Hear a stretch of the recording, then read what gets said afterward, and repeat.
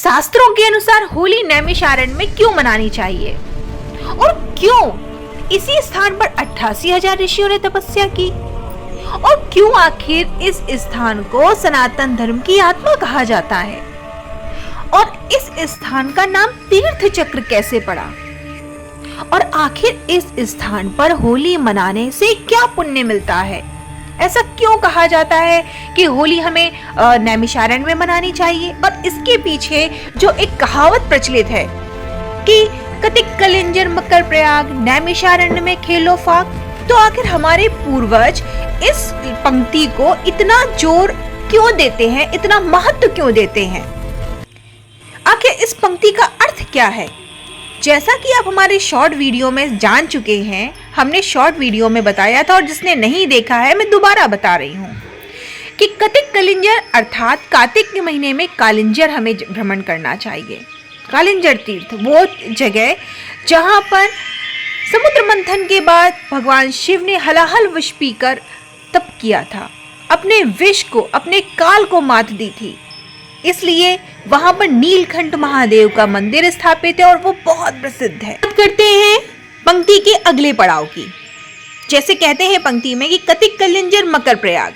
मकर प्रयाग का अर्थ है मकर संक्रांति में हमें प्रयागराज तीर्थ जाना चाहिए। क्यों जाना चाहिए? क्योंकि वहां माँ गंगा यमुना सरस्वती का संगम है, अर्थात मकर संक्रांति में हमें संगम में स्नान करना चाहिए।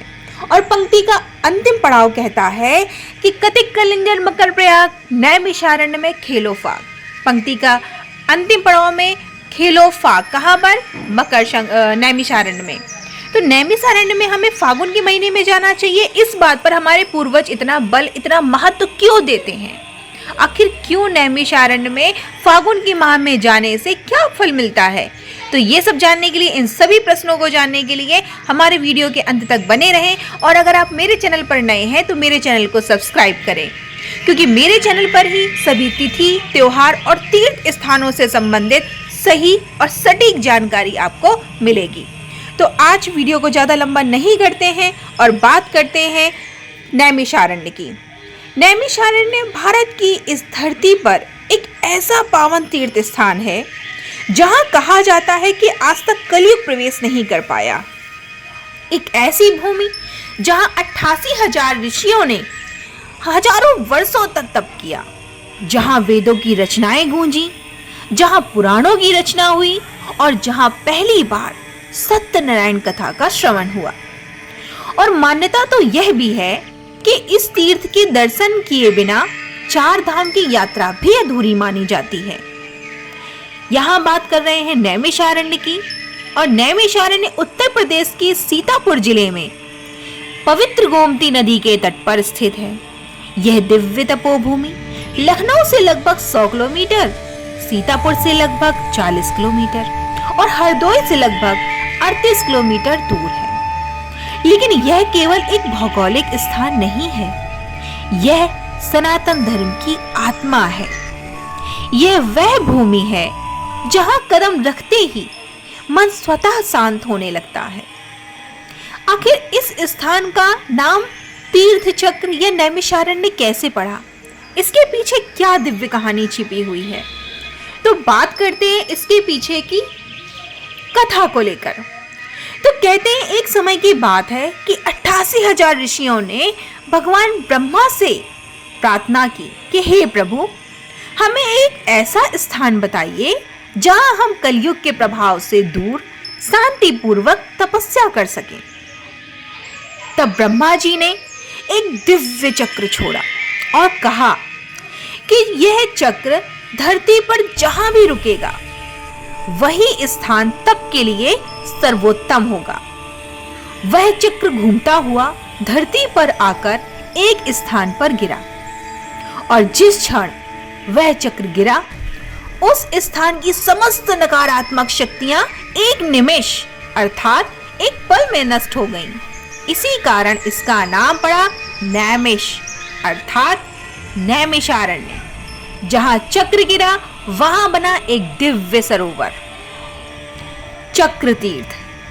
कहा जाता है कि इसका जल पाताल लोक से आता है और इसमें स्नान करने से जन्म जन्मांतर के पापों का क्षय हो जाता है। आखिर इसे 88,000 ऋषियों की तपोभूमि क्यों कहते हैं? क्योंकि यही वह भूमि है जहां 88,000 ऋषियों ने हजारों वर्षों तक तपस्या की। महर्षि वेद व्यास ने यही चारों वेदों का संकलन किया, 18 पुराणों की रचना हुई और शास्त्रों का ज्ञान दिया। यही सूत जी ने पहली बार 88,000 ऋषियों को सत्यनारायण कथा का श्रवण कराया। आज भी हर सनातनी घर में जो कथा होती है उसकी प्रथम गूंज इसी भूमि से उठी थी। अब बात करते हैं ललिता देवी शक्तिपीठ की। जब माता सती ने यज्ञ अग्नि में देह त्यागा था, तब भगवान शिव तांडव करने लगे और तब भगवान विष्णु ने सुदर्शन चक्र से सती के अंगों को पृथक किया। मान्यता है कि माता सती का हृदय यहीं गिरा था और इसी कारण यहाँ स्थित है ललिता देवी मंदिर। यह 51 शक्तिपीठों में से एक माना जाता है। भक्त कहते हैं कि जो यहाँ सच्चे मन से प्रार्थना करता है उसकी हर मनोकामना पूर्ण होती है। कहते हैं जब कोई नैमिषारण्य आए तो उसे मां ललिता के दर्शन अवश्य करने चाहिए, क्योंकि यह 51 शक्तिपीठों में एक माना गया है। और कहावत तो यह भी है कि फागुन पूर्णिमा के दिन जो भी सनातनी, जो भी इंसान यहाँ पे दर्शन करने आता है इस तीर्थ में, उसे सत्यनारायण की कथा सुनना अनिवार्य बताया गया है। कि सत्यनारायण की कथा अगर आपने नहीं सुनी तो आपका इस तीर्थ में आना व्यर्थ माना जाएगा। अब बात करते हैं दधीची के त्याग की। नैमिषारण्य में स्थित है दधीची कुंड। यही महर्षि दधीची ने देवताओं के लिए अपनी अस्थियां दान में दी थी, ताकि उनसे वज्र बनाकर असुरों का संहार किया जा सके। यह बलिदान सनातन इतिहास की सर्वोच्च गाथाओं में से एक है। महर्षि दधीच के त्याग की यह गाथा आज भी हर सनातनी के मुख पर रटी हुई है। आप बात करते हैं कि क्या सच में नैमिषारण्य में कलयुग प्रवेश नहीं कर पाया है?